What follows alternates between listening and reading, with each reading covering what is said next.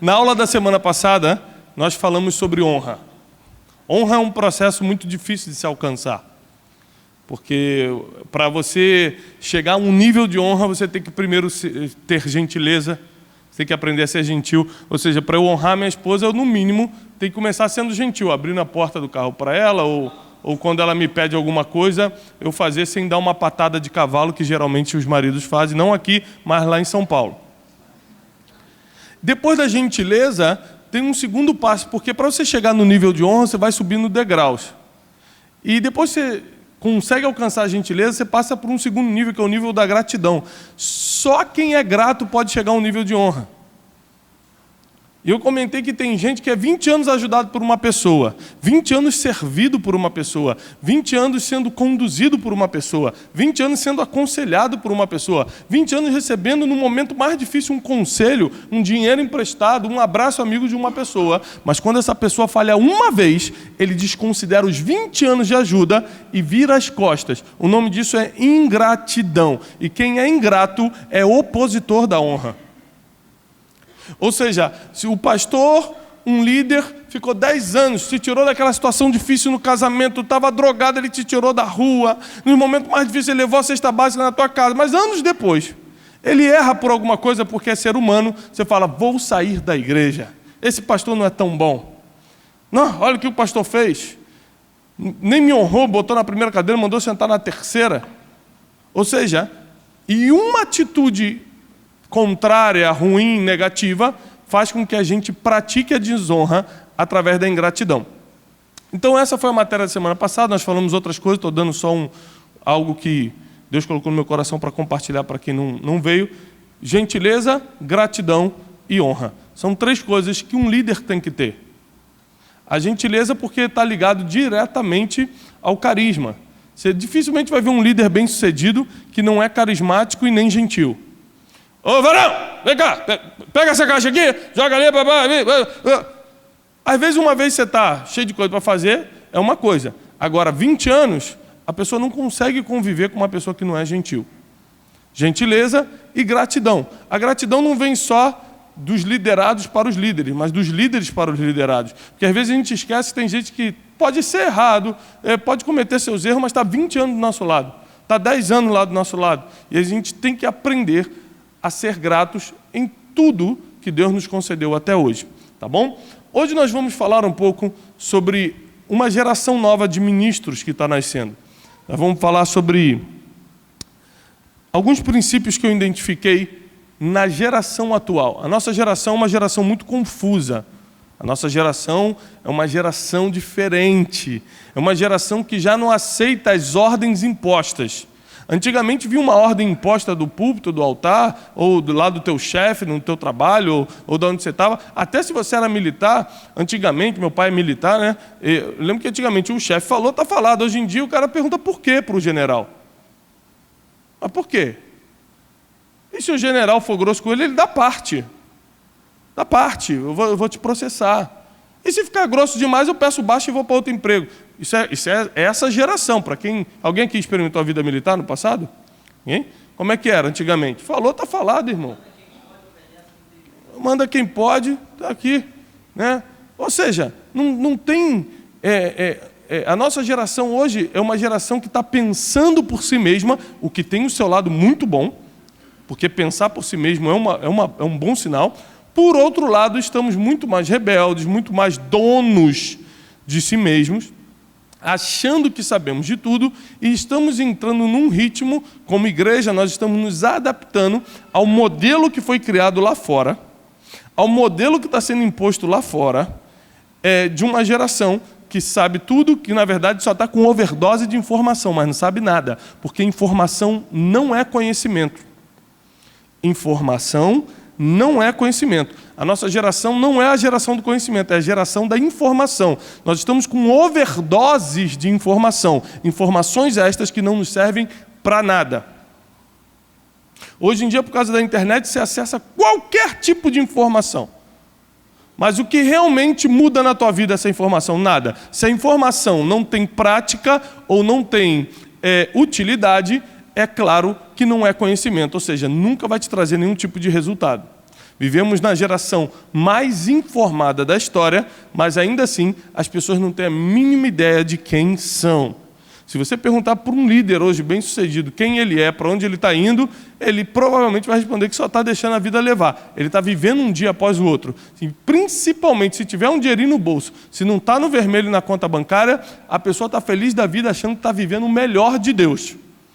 Porque, infelizmente, nós chegamos a uma conclusão drástica que as pessoas consideram que estão vivendo o melhor de Deus se tiverem com a conta no azul. Elas não precisam estar cumprindo o seu propósito, elas não precisam estar vivendo a ordem de Deus, que geralmente vai ser o contrário de tudo que você sonha como bênção.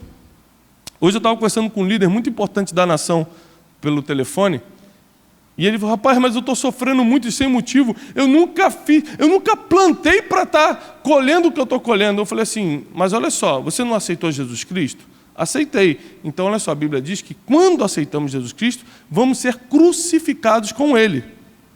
E se formos crucificados com Ele, também seremos glorificados. O problema é que a glória a gente não vai receber aqui, é só quando a gente partir daqui. Mas aqui a gente vai ser crucificado, ou seja, Jesus não mereceu ser crucificado, ainda assim sofreu. O que é ser crucificado com Cristo? É você pagar um preço por algo que você não cometeu. Você é injustiçado, você é perseguido, te caluniam, você não fez, você não falou, você não provocou aquela situação, pessoas viram teus inimigos, falam mal de você, querem te derrubar, você fala: meu Deus, eu não fiz nada. É porque você está sendo crucificado com Cristo. A nossa geração não entende essa palavra, eles não querem ser crucificados com Cristo, eles querem viver as bênçãos de Cristo. Mas as bênçãos de Cristo são fruto de uma vida crucificada com Ele. E tem muitas coisas que a gente vai ter que deixar para lá na nossa vida, muitos sonhos que a gente vai ter que enterrar em prol do que Jesus já determinou para a nossa geração. A nossa geração de líderes não vai ser uma geração que está alinhada com o que está acontecendo lá fora, mas o que acontece aqui dentro determina os resultados lá fora. Nós não seremos o reflexo do que acontece lá fora, mas eles serão o reflexo do que acontece aqui dentro. Uma coisa assustadora é que quando aumentou o índice de divórcio lá fora, pastor, aumentou na igreja também. Aumentou o número de abuso infantil lá fora, aumentou dentro da igreja também. Abuso infantil. Como é que pode uma estatística drástica, triste, perversa aumentar no mundo e dentro da igreja as estatísticas acompanharem? Me explique isso, por favor. O que está acontecendo? Qual o nível que estamos vivendo? Em Deus e para Deus, para estarmos com as mesmas estatísticas de quem está lá fora vivendo como quer. Bom, é que existem coisas que ainda não entendemos. E nessa noite, eu vou tentar abrir sua mente para um novo nível de conhecimento. Quem está disposto? Amém. Nessa geração que a gente vive, é uma geração que a briga por títulos está muito importante. Tomou um grau muito acima da média. As pessoas quererem ser melhores que as outras, serem mais famosas que as outras, terem mais seguidores nas redes sociais do que os outros. Hoje em dia a pessoa entra na tua rede social para saber se você tem mais seguidor do que os outros. Ou se ele te segue, ou se ele não... E se você não segue, ele não fala mais contigo na vida real. Porque mudou os parâmetros do que é certo e do que é errado. Do que pode e do que não pode. Mudou tudo.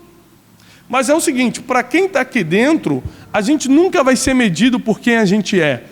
Nós seremos medidos pela revelação que temos, pela revelação que carregamos. Eu estou aqui não por quem eu sou. Sabe por quê? Não importa o meu mestrado. Tem gente com 2 doutorados que não está aqui. Não importa se na minha conta bancária eu tenho 1 milhão, estou profetizando. Tem gente que tem 5 milhões e não está aqui. Eu estou aqui não por quem eu sou, eu estou aqui pela revelação que eu carrego. O Bruno, ele prega no Brasil não por quem ele é. Quem é você? Um advogado? Ótimo. Quantos advogados melhores que você tem? Alguns? Milhões. Então por que Deus leva ele em alguns lugares? Ah, porque ele fez uma excelente faculdade. Harvard, que você fez? Não foi Harvard, não? Então por que as pessoas te convidam? Pela revelação que ele carrega. Por que o pastor Leandro? Pastor Leandro, o senhor tem quantas faculdades? De teologia, pelo menos. E no exterior? Só um curso de coach. Então quer dizer que uma das igrejas que mais cresce hoje em São Gonçalo está na mão de um pastor que tem menos título do que gente que tem uma igreja metade dessa. É isso que você está me dizendo? Por quê? As pessoas não seguem um título, as pessoas seguem uma revelação.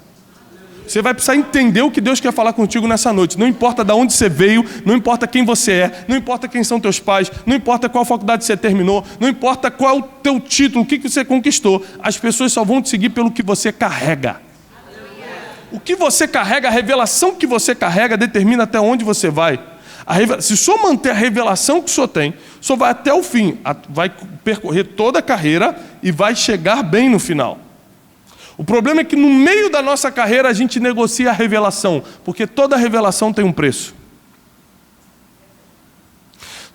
Aliás, tudo na vida tem um preço. Quem aqui gostaria de ser muito rico? Levanta a mão, muito rico. Eu gostaria, pastor. Levanta bem alto para eu ver. Tá. Agora, quem gostaria de ser milionário? Pastor, eu gostaria de ser milionário. Que é mais do que muito rico. Ok, ótimo. Excelente.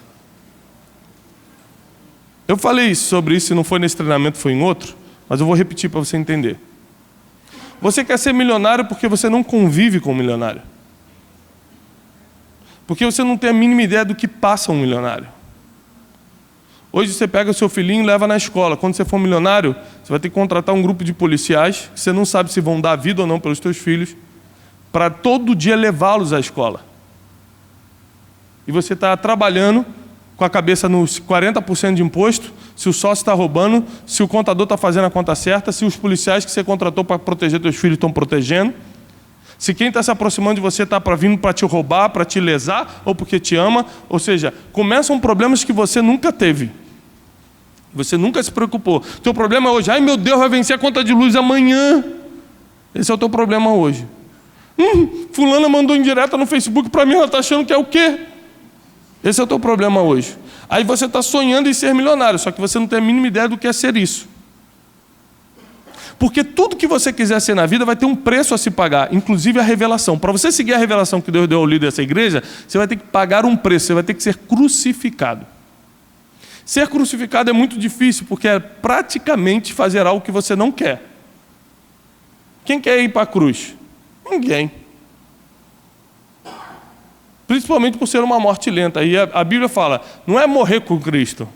Porque morrer você pode morrer de qualquer jeito. É ser crucificado com Cristo. É passar pelo processo que Ele passou. É abrir mão das coisas que Ele abriu. Ou seja, quando o dom que está em você, quando a revelação que está em você começar a crescer, muitas propostas em volta vão chegar para te distrair. Porque o que você tem vai chamar a atenção de quem está aqui dentro e de quem está lá fora. O dom que Deus já colocou em você como líder, como ministro, para você que dirige sua rede, você que dirige os diáconos que servem na igreja, os pastores e presbíteros que estão aqui, o dom que Deus colocou em você, a revelação que você tem através do altar dessa igreja, do pastor dessa igreja, do líder dessa igreja, que está crescendo dentro de você, vai te cobrar duas coisas. Um preço, que você tem que estar disposto a pagar ou não, e mais do que um preço, segundo, um sacrifício. Porque você vai ter que fazer coisas que você não faria normalmente. Ou seja,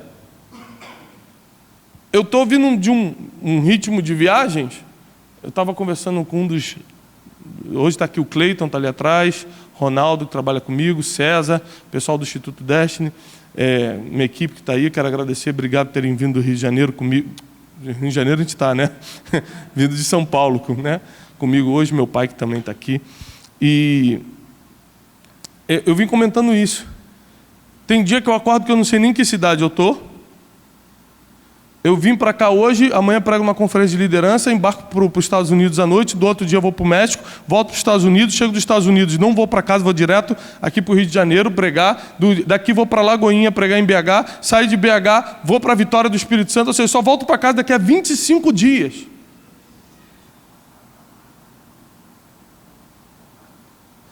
Mas por que eu faço isso? A revelação que eu carrego me leva a isso. Mas a revelação que eu carrego me pede um preço. E eu vou ter que pagar. A revelação que você recebeu desse altar vai te pedir um preço. Vai te pedir um sacrifício.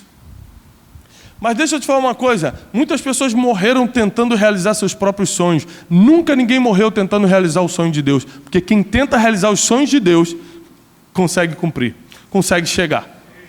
Então você precisa descobrir o que Deus colocou em você. O principal, que é a revelação, já saiu do altar, você já tem. Agora você tem que fazer essa revelação crescer. Você vai ter que começar a sacrificar algumas coisas. Tem gente que para vir à igreja escutar uma palavra de instrução é difícil, é dificuldade. Ela prefere ficar numa prova financeira e ter que, Deus me ajuda, pelo amor de Deus, do que vir aprender para nunca ter que entrar na fila de espera da bênção financeira. Uma vez, se eu não me engano, eu já preguei aqui sobre isso, sobre a agenda de Jesus. Que quem estava sentado na escola de Jesus nunca estava pelo caminho pedindo milagre. Jesus, a agenda de Jesus era sair para ensinar. Ele saía todos os dias para ensinar. Deixando Cafarnaum, foi para a sinagoga para ensinar. No caminho, apareceu gente saindo pedindo milagre. Mas ele não saía para fazer milagre, ele saía para ensinar, porque a agenda de Jesus era ensinar. Mas as pessoas pediam milagre no caminho e ele realizava porque ele tinha poder para fazer, tem poder para fazer.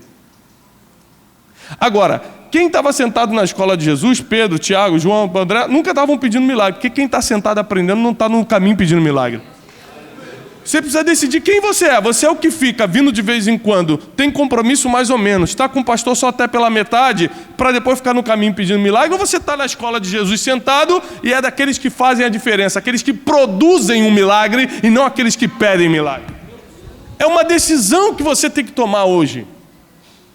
E não depende de mim, porque poucas pessoas entendem isso. Poucas pessoas entendem que quem tem revelação tem informação na frente. Quem recebe informação na frente governa. Pega isso. Quem tem revelação tem informação na frente. E quem tem informação na frente governa. Logo, por causa da revelação desse homem, vocês vão poder governar sobre a terra.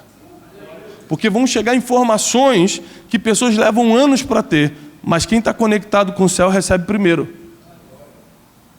E aí vocês conseguem entender as coisas, como Deus se move, e vão se movendo no ritmo de Deus, e não no ritmo lá fora. E quando as tendências lá fora determinarem algo, quando as estatísticas lá fora crescerem algo, nós não vamos estar dentro das tendências e não vamos estar dentro das estatísticas, porque nós temos uma cultura própria, nós temos um pensamento próprio, nós estamos dentro de uma revelação, crescendo nessa revelação e tendo resultados por causa disso. O preço vai ser o sacrifício que vamos ter que pagar por isso. Deixa eu te falar uma coisa, se você não pagar o preço da cruz aqui dentro, você vai pagar o preço do inferno lá fora. São dois preços que você tem que pagar.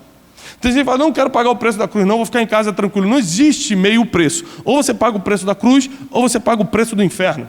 É um dos dois preços que você vai ter que pagar. Não existe meio termo, não existe meio inimigo, não existe três senhores, só existem dois. Ou você vai servir um ou vai servir a outro, não tem opção. Você não pode ser neutro, olha, eu vou me abster do meu voto. Não tem como. Você é de quem? Você é de Deus ou você é de Satanás? Se você é de Deus, você vai ter que cumprir os princípios de Deus para ser protegido por Deus, receber as bênçãos de Deus, prosperar em Deus e crescer na revelação que Ele já deu para esse lugar. Então anote isso. 1 Coríntios, capítulo 3, versículo 10. Vamos entrar na palavra de hoje.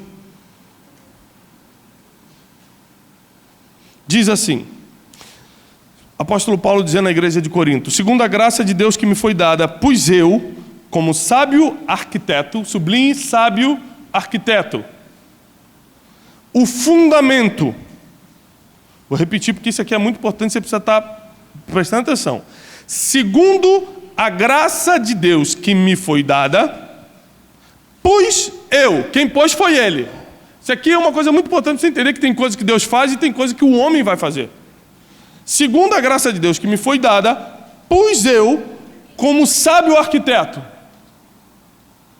o fundamento, e outro edifica sobre ele. Mas veja como cada um edifica, porque ninguém pode pôr outro fundamento além do que já está posto, o qual é Jesus Cristo.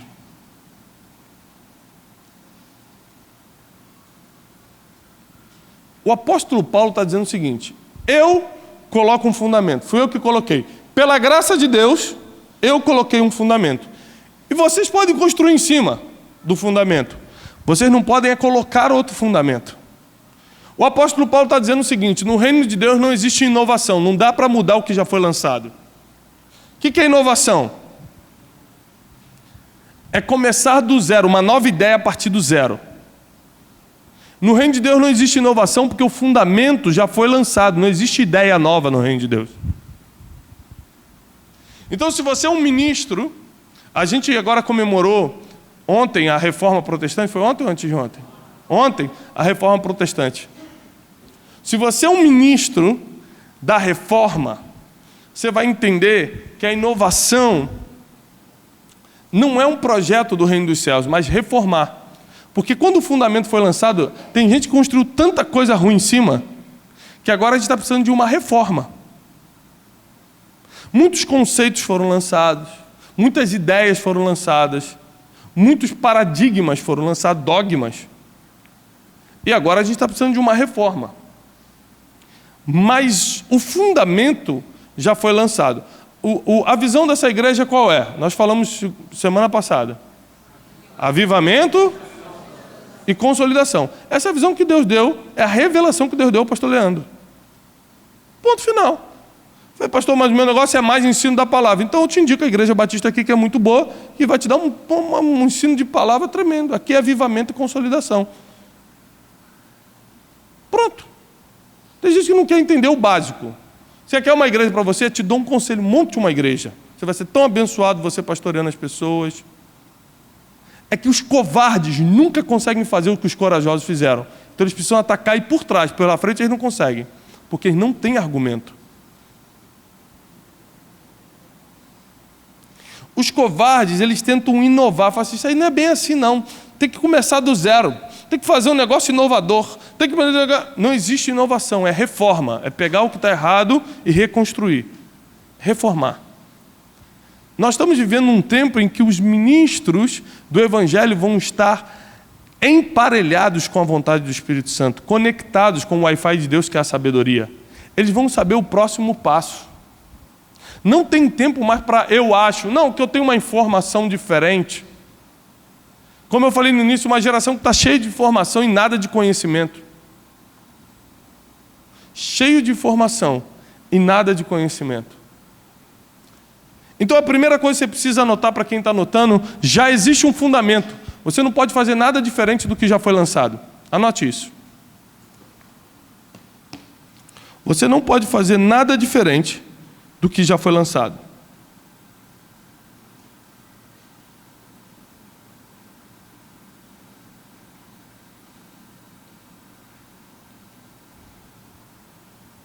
Segunda coisa. Abre comigo em Mateus capítulo 4, versículo 12. Agora você vai entender algo muito poderoso também. Mateus 4, 12. Jesus começa seu ministério. Quando ele sai do Rio de Jordão, ele entende que chegou a hora de começar a manifestar, ou manifestar-se como Deus, como Messias, como um mestre de Israel. E no versículo 12 do capítulo 4 do Evangelho de Mateus diz o seguinte: Jesus, porém, ouvindo que João estava preso, voltou para a Galiléia. E deixando Nazaré, foi habitar em Cafarnaum, cidade marítima, nos confins de Zebulon e Naftali, para que se cumprisse o que foi dito pelo profeta Isaías, que diz: terra de Zebulon, terra de Naftali, junto ao caminho do mar, além do Jordão, Galiléia das nações, o povo que estava assentado em trevas viu uma grande luz, e aos que estavam assentados na região e sombra da morte, a luz raiou. Desde então, sublinhe isso, começou Jesus a pregar. Presta atenção. Ele recebe um sinal de que chegou a hora de começar seu ministério. Quem aqui já recebeu um sinal que chegou a hora de começar o ministério? Começou a fazer algo pelo reino de Deus. Começou a hora de você ser um bom diácono, um bom presbítero, um bom pastor, um bom pregador, um bom ministro de louvor. O que Deus te chamou para ser? Quem sente que chegou esse momento? 3 pessoas, 4, 5, 6, 7, 8. Ótimo. Agora olha só. A primeira notícia que moveu Jesus a dar um passo foi uma dor, foi uma frustração. Ele recebeu uma notícia triste de que João fora preso e seria morto agora, decapitado. A notícia de que João foi preso o fez se mudar. Ele saiu fisicamente. Ele mudou sua localização. Ele saiu de Nazaré, onde ele cresceu, onde estava a sua segurança emocional, sua segurança financeira, porque ali estava a carpintaria. Ali onde ele cresceu, ali onde todo mundo conhecia ele, estavam seus irmãos, irmãs, sua mãe. Ele saiu de Nazaré e foi para Jerusalém. Amém? Não, ele foi para Cafarnaum, irmão. Acabei de ler. Um monte de gente, amém, pastor tremendo. Pastor Leandro. Ele foi para Cafarnaum. Agora me responde o seguinte. Se você quisesse começar um ministério, quem quer começar um ministério para falhar aqui? Quem quer começar um ministério para perder? Quem quer começar um ministério para não dar certo? Se você fosse começar um ministério, você ia começar onde? No lugar que dá certo, Jerusalém. Está os holofotes, o poder político, as pessoas estão lá, você começa a falar, todo mundo já junta em volta de você. Está lá os religiosos, está todo mundo lá. Mas Jesus não foi para Jerusalém, ele foi para Cafarnaum. Primeiro, uma dor, uma má notícia o tirou da sua localização. Quando Deus quiser te usar, a primeira coisa que Ele vai te tirar é da zona de conforto, do lugar que você se sente seguro. É de onde você tem certeza que as coisas... se der tudo errado, eu ligo para o meu pai. Se der errado mesmo, aí eu converso com o fulano, que ele me empresta. Deus nunca vai poder dividir a glória com ninguém. Então Ele vai te botar num lugar em que você não tem outra opção a não ser confiar só nele. Não vai ter outra opção. Não é que você escolheu, não. É que não tem outra opção.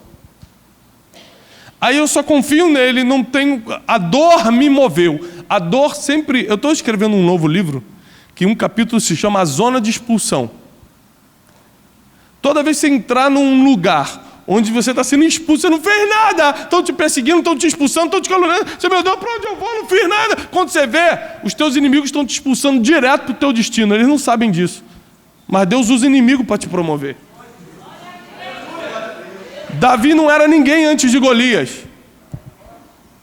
José não era ninguém antes dos irmãos dele o venderem. Às vezes você acha que está sendo vendido sem saber que está sendo promovido. Porque o ser humano não se mexe se não for através da dor. Se você tiver com din-din na conta, se você tiver todo abençoadinho, se tudo que você está sonhando que Deus pode fazer na tua vida estivesse acontecendo, irmão, você não estava nem aqui hoje. Fala assim, avisa pastor Leandro que eu estou mal hoje. Você ia lá para o Plaza Shop arrebentar um dinheirinho. Aí, ó, bota o olho nele, anjo. Porque o ser humano ele se move pela dor. É pela má notícia. Você ficar disposto a... Rapaz, a má notícia te deixa disposto a obedecer a Deus. Você está... Não, eu vou obedecer a Deus. Agora eu tenho certeza. É ou não é, pessoal? A má notícia faz isso. Então Jesus teve que se mover. Ele mudou sua localização. Para onde ele foi? Para um lugar que era o contrário da realidade, que era o contrário da probabilidade, que era o contrário do que todo mundo queria. Todo mundo queria ir para Jerusalém, Jesus foi para Cafarnaum. Tem lugar que todo mundo quer estar, mas não é um lugar para você estar. Porque Jerusalém era um lugar que todo mundo queria ir, mas Jesus tinha conhecimento. Mais do que informação, ele tinha conhecimento. E ele sabia daquele verso que diz, Jerusalém, Jerusalém, que mata os profetas e apedreja os que te forem enviados. Jesus sabia, para que eu vou para uma cidade que mata profeta e apedreja quem foi enviado?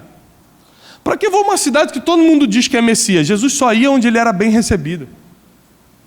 Queridos, você liga para mim lá, eu graças a Deus não tenho agenda para os próximos meses, mas se você tentasse marcar, a minha equipe está aqui, é testemunha, só tem uma instrução. Eu não vou botar preço, não vou botar condição. Acabei de vir do interior do Mato Grosso agora, me botaram instalado num lugar missionário, porque eu não posso falar palavras torpes, então vou usar a palavra missionário. Alguns pegaram. Me botaram num lugar bem missionário, que inclusive eu estou marcando uma agenda para você lá. Falei, Senhor, essa cruz não carregarei sozinho. Tem o pastor Bruno que vocês têm que trazer aqui, rapaz. Ah, papai vai voltar magrinho, olha, rapaz, a esposa vai agradecer. E aí, a única coisa que eu boto como opção, que eu boto como condição é o seguinte: o pessoal quer me receber? Eles sabem o que eu prego? Porque eu só vou onde eu sou bem recebido, eu só vou onde querem me escutar. Porque se você for na maior igreja do mundo, mas que ninguém quer te escutar, você está perdendo o seu tempo. Jesus só ia onde queriam escutá-lo. Fica aqui em Jerusalém. Não, vou para Cafarnaum. Em Cafarnaum, neguinho faz buraco no teto para passar aleijado para eu curar. Aqui em Jerusalém eu vou ficar pregando com 10 ao mesmo tempo, falando que é Messias também. Ele ia onde ele era bem recebido, onde queriam recebê-lo, onde preparavam um lugar para ele. Jesus ia onde preparava um lugar para ele. Cafarnaum é um lugar que preparava um lugar para Jesus, tanto que ele morou lá. Você já pensou, de qualquer cidade do mundo ele decidiu morar? Jesus, em carne e osso, vou morar aqui. Jesus vem ao mundo e fala assim: quer saber, vou morar em São Gonçalo, aqui prepara um lugar para mim, vou morar do lado da central. Porque ele gosta de morar onde ele é bem recebido. Segunda coisa, só vale para quem tem conhecimento. Ele sabia que Jerusalém era a cidade que mata os profetas e apedrejos que foram enviados. Mas também sabia que existia uma profecia que dizia: terra de Zebulon, terra de Naftali, terra que estava em trevas, vai ver uma grande luz. Jesus sabia que ele tinha que estar numa localização profética. Você precisa estar num lugar que tem uma profecia para aquele lugar, porque você vai fazer parte dela. Jesus, para que eu vou para Jerusalém se a profecia está em Cafarnaum? Eu vou para onde tem palavra profética. Eu vou para onde me esperam, para onde querem me receber e para onde vai se cumprir a palavra. Agora, deixa eu lançar uma palavra profética sobre você.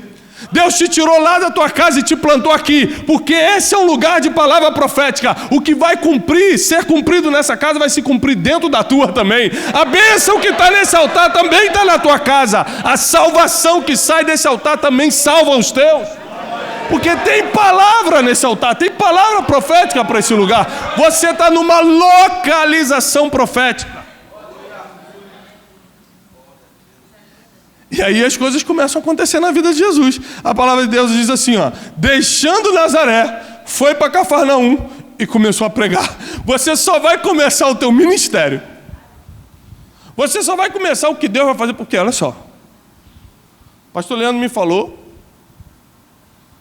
que tem uma visão de Deus para ter 5.000 pessoas nessa igreja. É isso, pastor? Acertei o número? Até 2020. Eu lhe garanto, anota o que eu estou lhe falando, essa igreja vai ter 10.000 até 2020. Eu estou lhe prometendo, anote isso. Só tem um problema. Líderes que estão na localização certa, com a revelação correta, vão precisar estar nesse lugar. Então olha só, ponto número 1, você vai ter que ter a revelação. Porque você vai ser medido pela revelação que tem. As pessoas vão escutar você falando, não, vão falar assim: você é lá da central? Por que eles reconheceram? Por causa da revelação. A revelação que você carrega é muito maior do que o título que você conquistou. E segundo, a localização. Você está num lugar onde tem palavra profética. Vai acontecer. Agora, esse peso, ele não carrega sozinho. Não tem como o pastor pastorear 10.000 pessoas. Sozinho. Então, a Bíblia diz que naqueles dias, o menor viria a ser como 1.000. Ou seja, tem gente aqui que não tem nem ideia, mas daqui a 2, 3 anos vai ser um dos maiores pastores junto com o pastor Leandro. Mas eu sou pequenininho. É porque quando chega o dia do cumprimento da profecia, Deus te tira de trás das malhadas. E de um dia para o outro bota um Golias na tua frente, no outro dia você é general do exército de Israel, passa um tempo você é rei. Ou seja, Deus faz do jeito dele. O problema que você está passando hoje, está falando, meu Deus, que problema difícil de passar, nada mais é do que, como eu sempre falo, um treinamento para o que Deus já preparou para você no futuro. Você precisa estar maduro, preparado.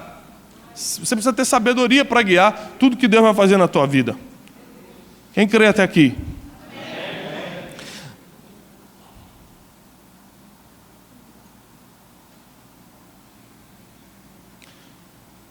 A Bíblia diz então que Jesus começou a pregar.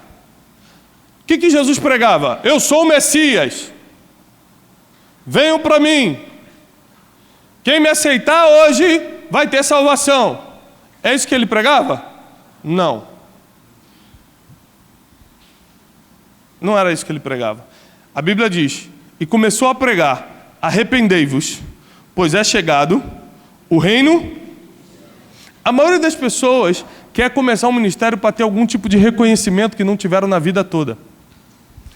Essa geração não é uma geração que vai ser reconhecida.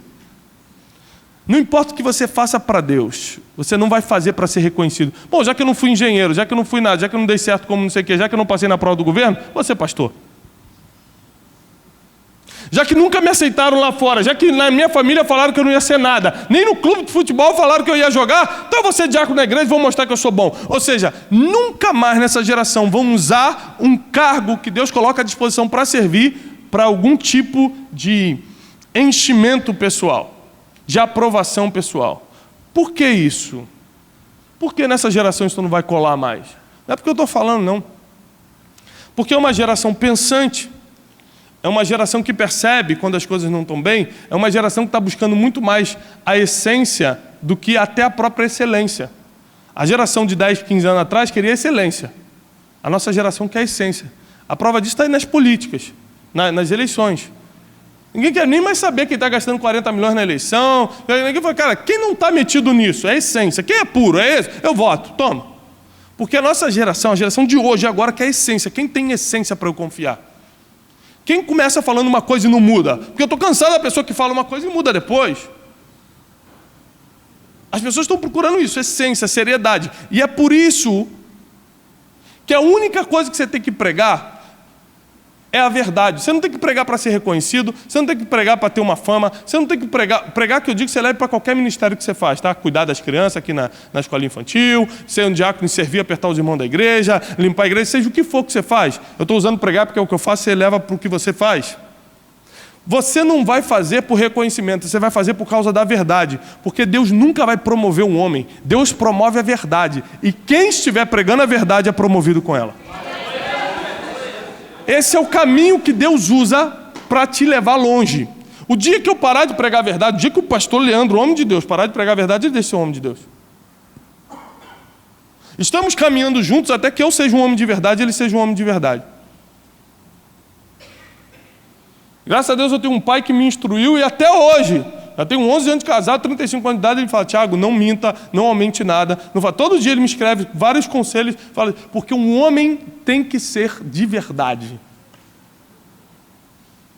Se tem uma característica que não tem negociação para o ministro, é falar a verdade.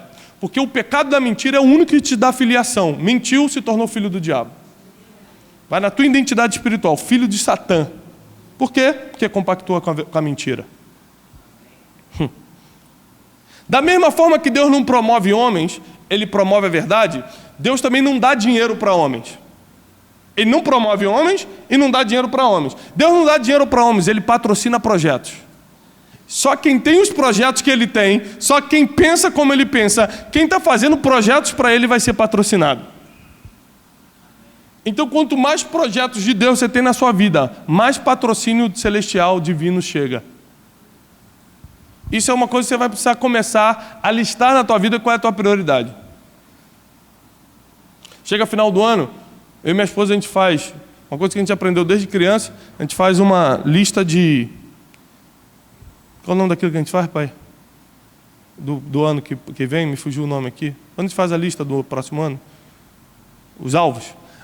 A gente bota os alvos naturais e os alvos espirituais. Aí esses dias eu peguei os alvos de 2012, 2013, 2014, peguei tudo guardado, muita coisa Deus realizou na nossa vida. E sabe o que eu reparei? Nunca, nos nossos alvos naturais, a gente botou assim, um carro, uma casa. Porque a gente acredita que as coisas que nós podemos comprar com as nossas forças, a gente não precisa pedir a Deus. Deus faz aquilo que é impossível. Se comprar uma casa para você é impossível, pastor, eu sou mendigo, aí você bota na lista, isso é para Deus. Quem está entendendo isso aqui? Porque é uma linha muito tênue, mas importante de você entender. Tem gente que quer ocupar Deus com coisa que Ele nunca vai poder fazer. Por que Ele não vai poder? Porque Ele não é poderoso? Não, porque é para você fazer. Deus não é babá, Deus é Deus. Deus não é empregado, Deus não é serviçal. Deus é rei, Ele é Senhor dos senhores, Ele é o Pai da eternidade, Ele é o príncipe da paz. E se você não alinhar a tua visão, tuas motivações, o porquê você está fazendo o que está fazendo, você só vai estar perdendo tempo. Essa igreja vai influenciar toda São Gonçalo, vai conquistar toda São Gonçalo para Jesus, mas vai precisar de líderes fortes do lado do pastor Leandro. Vai precisar de gente fiel, competente, gente que entende de honra, gente que entende, que caminha na mesma revelação. Que caminha na mesma revelação.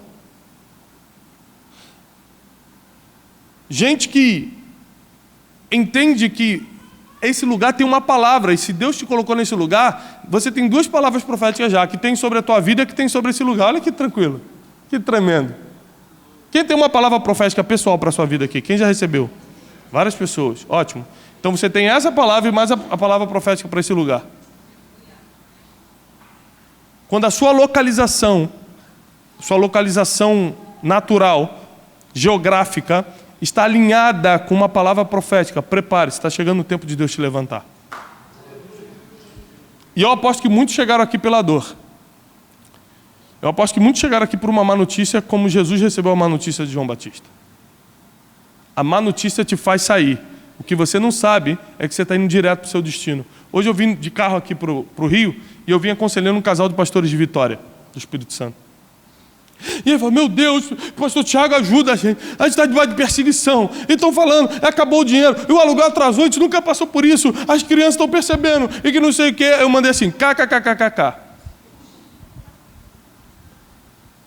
Aí o cara me ligou, ele estava no WhatsApp, o cara me ligou e falou assim, o que houve?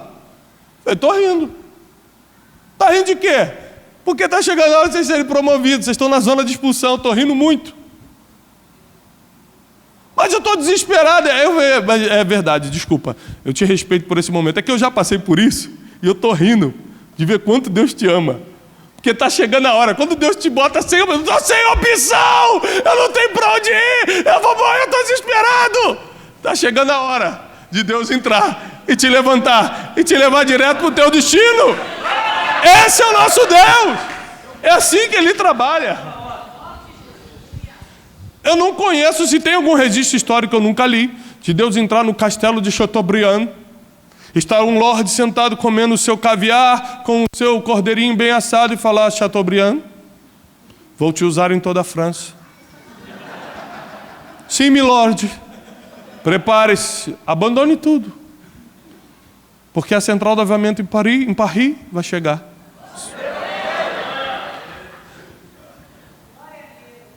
Eu nunca li um registro desse. Agora do cara estar endividado, separando, todo quebrado, cheio de problema, com pneu furado na rua, suando que nem um condenado debaixo do sol de 50 graus. Eu falar, vou te usar, e tu, tá bom. Me ajuda alguém pelo menos para trocar esse pneu aqui. Deus, Ele fala com um desesperado, porque tem que estar desesperado para escutar a Deus.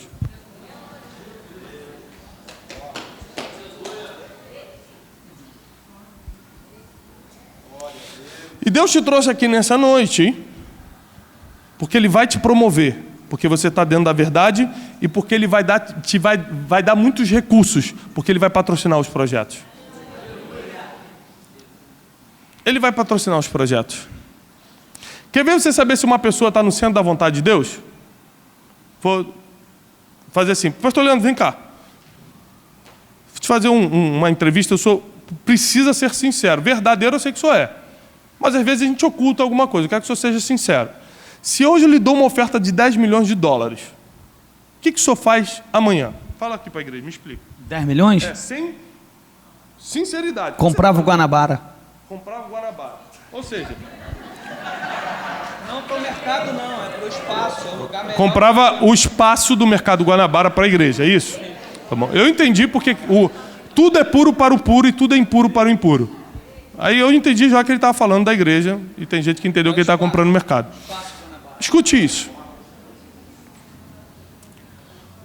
Você descobre se uma pessoa está preparada para receber dinheiro se ele tem um projeto para Deus patrocinar. Com 10 milhões, querido, você vai ser tentado a tanta coisa. Tá? Eu vou fazer a vontade de Deus, mas antes eu vou dar um zoom pelo mundo.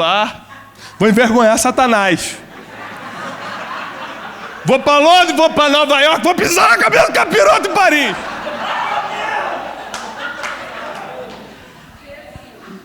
Mas antes eu vou dar um negocinho, vou comprar um Jaguar.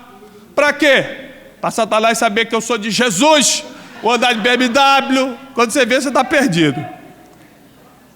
Aí vem um homem aqui e diz o seguinte: se você me der 10 milhões, eu compro o Guanabara para abrir uma igreja maior. Por quê? Você só percebe quando um homem está preparado para receber, quando o dinheiro vai potencializar o que ele já faz. Se você vai receber um dinheiro e mudar a tua agenda de amanhã, esse dinheiro não é para você. Ou seja, se você me der 10 milhões, eu vou colocar tudo no que eu faço. Eu vou treinar mais pessoas, fazer mais cursos, dar mais seminário. Eu vou para a Índia como eu vou todo ano. Em vez de treinar 200 pessoas como eu treino, eu vou treinar 2 mil, 20 mil. Eu vou pegar esse dinheiro e vou potencializar o que eu faço. Ele vai pegar esse dinheiro e potencializar o que ele faz. Se você recebe dinheiro e faz outra coisa que você já não faz, esse dinheiro não é para você. Você já está fora do teu propósito. Obrigado, pastor. Deus não dá dinheiro para homem, Ele patrocina projetos. Agora nós vamos entrar num outro ponto que é bem difícil, ponto 3. Abre em 1 João 4:20. Está preparado para essa, irmão? Que essa aqui é pancada. 1 João 4:20. Se alguém diz, eu amo a Deus, e odeia o seu irmão, ele é, e o mentiroso é filho de quem?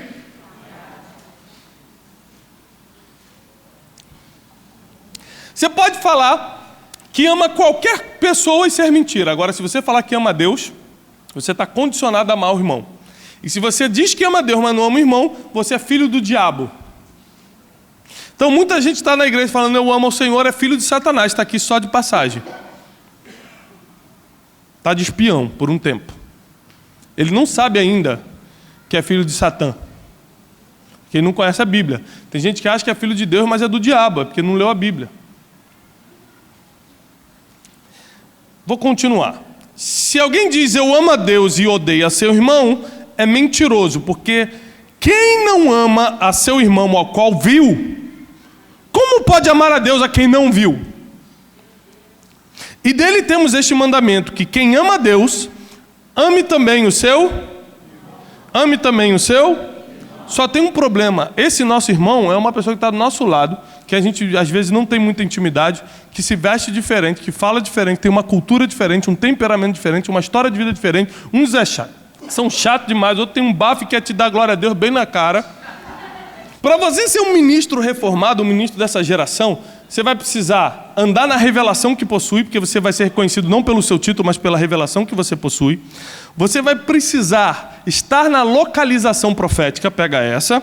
E terceiro, você vai precisar se conectar com pessoas, porque antes de Deus te conectar com as coisas divinas, Ele vai te conectar com as coisas naturais. Antes de Ele te conectar com Ele, Ele vai te conectar com as pessoas. É um princípio. Ninguém chega a Deus se não se conectar com o seu irmão. Quer ver? Eu te perdoo, diz o Senhor, se você perdoar teu irmão que está aí do seu lado. Tudo para chegar a Deus vai ter que passar por um irmão. Só tem um problema. Mais um, né? São vários. Suas dores, pensa na sua dor, seus traumas, as traições que você já teve na vida. Quem aqui já foi traído em alguma situação? Então, suas dores, suas traumas, suas frustrações, suas traições vieram justamente por uma pessoa. E a gente cria uma resistência contra o ser humano, porque a gente, mentalmente, bloqueia tudo que vem de uma espécie, tudo que vem de um título, tudo que vem de um grupo. Quem já escutou falar que pastor é ladrão? Quem já escutou isso? Muita gente. Pastor é ladrão? Não. Mas já pegaram alguns pastores roubando de alguma forma. Então, como pegaram um, todo mundo é? Só tem político corrupto? Você acha que tem um pelo menos honesto? Tem. Mas a gente diz, político é tudo corrupto, tudo ladrão. E assim são com as pessoas. Tuas traições, tuas dores, tuas frustrações vieram por uma pessoa. Então você olha para as pessoas e fala, é tudo assim. Tudo vai me trair, tudo vai me dar dor, vai me dar sofrimento. Tudo vai me abandonar quando eu mais preciso. E você julga o teu irmão, que Deus mandou você amar e perdoar, por causa dos teus sofrimentos do passado. E da mesma forma, segura essa, Da mesma forma que as tuas dores, tuas frustrações e teus traumas entraram por pessoas, a tua cura e a tua bênção também chega através de pessoas. Se você falar assim, fui abençoado por Deus, você está se referindo a alguém, que Deus usou alguém e te abençoou. É isso que você está se referindo. Você já ganhou algum carro na vida, pastor? Já ganhou? Posso te fazer uma pergunta? Não precisa levantar, não. Não quero não, carro não. Hoje eu já quero semear na minha vida, é assim mesmo. Eu semeio pipoca, bala juquinha na vida dele, me semeia carro. A gente tem sempre uma troca justa em Deus aqui. Você está dizendo que ganhou um carro. Você foi abençoado por Deus? Você disse que foi Deus que te abençoou? É. Ah, não foi um anjo que botou o carro na porta da sua casa. Você acordou e de repente, um carro está aqui. Não. Veio alguém e falou assim, Deus mandou te dar esse carro, pastor. É isso? Porque as mesmas pessoas, a mesma espécie, vamos dizer assim, o mesmo grupo, o Homo sapiens, que te fere é o que te abençoa. E se você deixa a ferida ser maior do que a bênção, você nunca vai ter nada. E se você não sabe se conectar com pessoas, você vai viver por uma ferida de 10, 20 anos atrás, e não pela bênção que está por vir. Porque não é porque um pastor roubou que todos são ladrões, não é porque um político é corrupto que todos são, e não é porque uma pessoa te feriu que todas vão te ferir. E a ordenança fica mais séria, porque Deus fala, ame quem está do seu lado. Se alguém diz que ama a Deus e não ama o seu irmão, essa igreja tem um título chamado uma igreja apaixonada, ou seja, ultrapassada em amor pelas vidas. Só que não esqueça que vidas são pessoas. Pessoas têm sentimentos e emoções. Pessoas têm suas culturas, suas formas, suas manias, seus jeitos, e você às vezes nega o amor a uma pessoa pelo jeito que ela tem. Porque a cultura é diferente. Porque o temperamento é diferente. Às vezes a pessoa é ultra analítica, a pessoa quer tentar na igreja e faz assim, fala, folgado. Entra na igreja e não cumprimenta ninguém. Às vezes está se sentindo o menor das pessoas. Meu Deus, eu estou aqui. Puxa, Deus me tirou das trevas. Ele vai para o céu muito mais rápido que você está lá. Arrogante. A gente não consegue amar as pessoas porque já fomos feridos por pessoas. Os líderes dessa geração, os ministros reformados dessa geração vão andar pela revelação que possui. Não vão temer as mudanças, porque Deus vai mudar a localização geográfica para te colocar no lugar da promessa. E antes de te conectar com os céus, Ele vai te conectar com pessoas. Antes de te conectar com os céus, Ele vai te conectar com pessoas. O pastor Leandro talvez não saiba. Não sei, nunca conversei sobre isso com ele.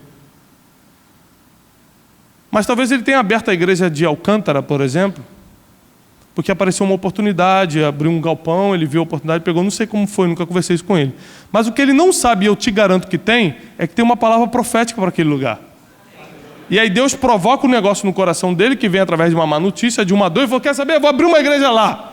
Quando abre, ele está justamente na geografia profética, onde Deus agora vai começar a cumprir as coisas mais rápido. Como é que você chegou até aqui? Como é que você entrou nesse lugar? Quero só que você lembre disso para você saber que agora você está dentro da geografia profética. Deus usou tua dor, usou as más notícias, Deus usou as tragédias para te trazer para um lugar profético que vai te potencializar para tudo que Deus quer. Você não está aqui por acaso, porque o acaso não existe. Você não está aqui por coincidência, porque não existe coincidência no reino dos céus, só existe propósitos. Apontamentos proféticos. Está tudo determinado por Deus. Se você estiver obediente e alinhado com Ele, as coisas vão acontecer conforme Ele escreveu. A Bíblia diz que quando estávamos no ventre da nossa mãe, Deus escrevia os nossos dias. Hoje Ele sabia que você estaria sentado aqui, numa fase de crescimento para o que Ele vai fazer em você, na tua vida. Numa fase de crescimento. Nessa correria toda, e Deus está colocando isso na minha mente, que eu parei um dia em casa ontem.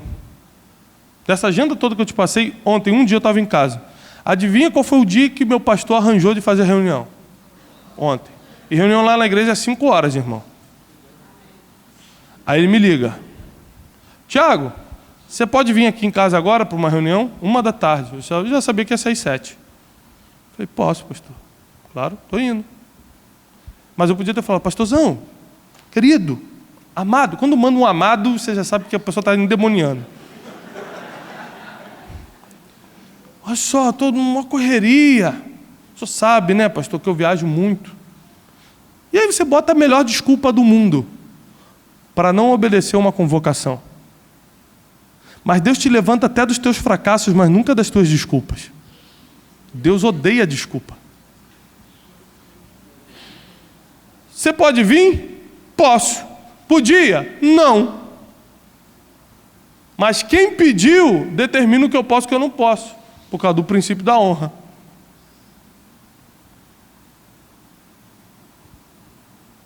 Estou indo. Que horas que eu saí? 7 horas da noite, 7h30. Falei, meu Deus, perdi meu único dia de descanso. Cheguei em casa, as crianças já tinham chegado da escola. E não sei o quê. E pá. E aí eu recebi uma notícia no final da noite. De que nessa viagem que eu ia, ficar 18 dias fora agora, numa sequência de viagens fora que eu já estou, um irmão só, de um dos países que eu vou passar, resolveu mandar a passagem para minha esposa. Isso foi ontem à noite. Essa viagem está marcada há 2 meses. Na véspera, um irmão resolveu mandar a passagem para minha esposa para ela me encontrar. Uma passagem que custa mais de 5, 6 mil reais no país que eu vou estar. E a gente ganhou uma semana juntos, num país que o pessoal paga fortunas para ir, porque eu obedeci uma convocação, sem esperar nada em troca. Eu não fui porque eu falei, com certeza Deus vai me dar alguma coisa. Eu já tinha comprado a passagem dela, só tinha que pagar, né, varão? Comprar é fácil hoje em dia com cartão de crédito, né? Você compra que é uma maravilha. Pagar que é o problema. Aliás, o cartão está liberado lá, Bruno? Tô precisando... Depois a gente conversa, irmão. Tem uma palavra para você. Deus acabou de me dar aqui. Vamos falar sobre isso. E os ministros dessa geração perderam a referência do que pode e do que não pode. Do que é amor, do que é revelação, do que é estar numa geografia profética. Quando você alinhar tudo que nós temos ministrado nesses treinamentos em prol da visão dessa igreja, você vai explodir. Deixa eu falar uma coisa. A gente que é crente só cresce no coletivo, irmão. Ninguém cresce no individual, não. É só quando você está somando a força pelo reino que você cresce. Quando você estiver trabalhando pelo teu império, você não cresce. Nunca reparou isso? É estatística.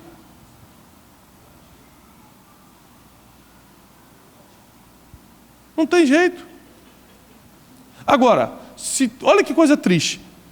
Se tem um reino que está dividido, e a Bíblia diz que o reino dividido não subsiste, é a igreja.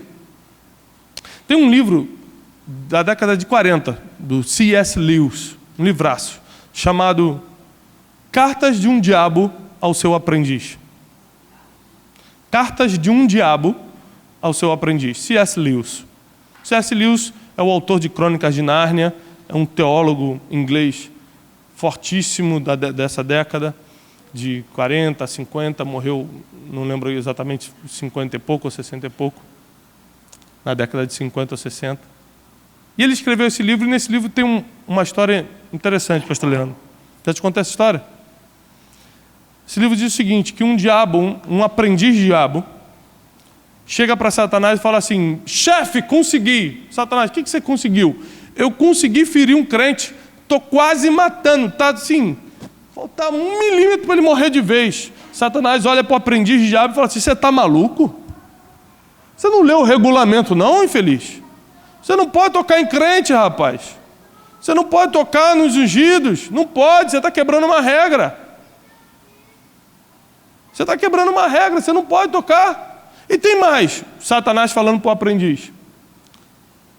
Você vai sujar a tua mão com sangue de crente? Não, não pode. Aí o aprendiz do diabo falou, então o que eu faço? Aí o diabo falou, só fere ele, que a igreja faz o serviço.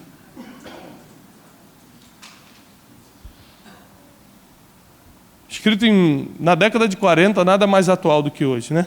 Nada mais atual para hoje. Só fere, que a igreja mata. Porque nós somos especialistas em matar quem está ferido.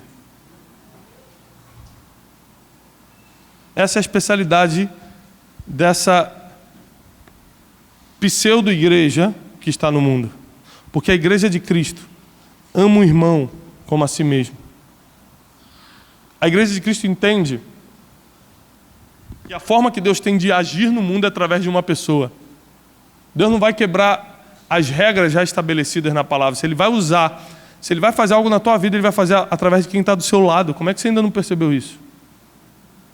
O carro que Deus deu para o pastor Leandro foi através de uma pessoa. A bênção que Deus tem para você vai ser através de uma pessoa. O milagre que Deus tem para você vai ser na imposição de mão de alguém. Você precisa das pessoas. Não deixe que a tua frustração, que o teu trauma do passado desacredite quem as pessoas realmente são. O que elas realmente podem fazer. Você não tem ideia do que é uma pessoa nas mãos de Deus. Ela pode fazer muito mais do que você está pensando. Deus vai te levar muito mais longe do que você chegou até hoje. Deus vai fazer com que os teus erros do passado se transformem em experiência. Você não vai mais lembrar com dor. Agora você vai lembrar, que bom, aprendi e nunca mais vou deixar ninguém que passar pela minha vida cair no que eu já caí. Você vai começar a virar mestre ao invés de virar depressivo. Porque você vai ressignificar tuas dores, teus traumas, teus problemas. Porque chegou um tempo de nós liderarmos essa geração. São Gonçalo está precisando de você, esse país precisa de você, as nações estão clamando por você, você que não sabe disso ainda, porque não se colocou à disposição, não se preparou para isso. O apóstolo Paulo fez sozinho mais do que os 12 juntos que conviveram com Jesus. E Paulo nunca viu Jesus pessoalmente. Tem gente que nem vendo Jesus cara a cara consegue se dar bem. Logo, a intimidade é importante, mas o conhecimento te leva mais longe. Porque homens que foram mais íntimos de Jesus não foram tão longe quanto Paulo, que tinha conhecimento de quem era Jesus. O preço que você está pagando para aprender aqui vai te levar muito longe. E se você somar intimidade com Deus, com conhecimento sobre Ele, quem pode te frear nessa geração? Quem pode parar os planos de Deus na tua vida? Mas como eu disse no início, e eu quero encerrar com esse assunto, temos que estar dispostos a sermos crucificados. Eu te contei da agenda porque eu falei assim, eu preciso fazer isso? Não, mas eu decidi ser crucificado com Cristo.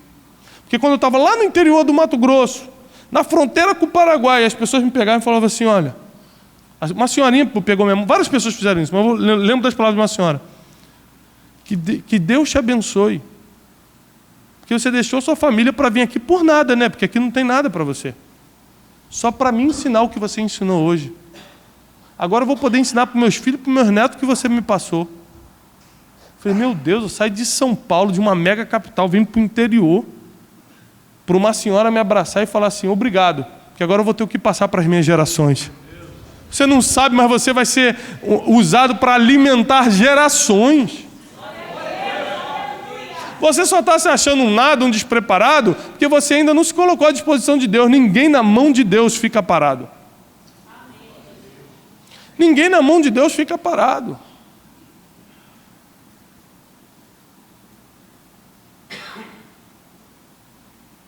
E Deus te colocou aqui porque tua missão de vida está atrelada com a visão dessa casa.